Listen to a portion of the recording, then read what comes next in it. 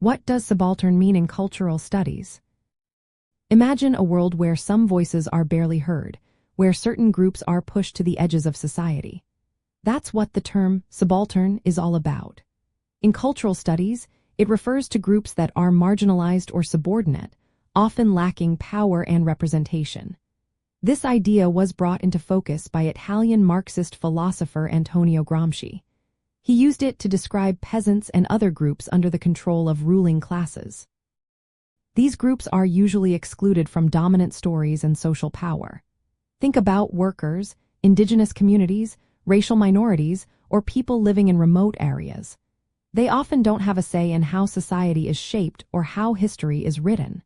Subaltern studies emerged as a way to give voice to these groups. Scholars started to look at their stories through sources like oral histories, folk tales, and personal letters. This approach challenges the usual narratives that only focus on the powerful. It aims to recover the experiences of those who are often ignored. When we look at cultural hegemony, it becomes clear how dominant groups maintain control.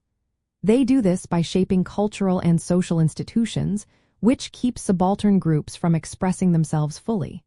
This limits their ability to challenge or change the system. Studying subaltern groups helps sociologists understand how power works in society. It shows how social hierarchies are built and maintained. It also reveals how marginalized groups resist and find ways to assert their voice despite the odds.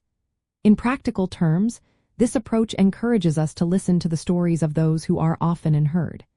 It helps in creating policies that are more inclusive and fair.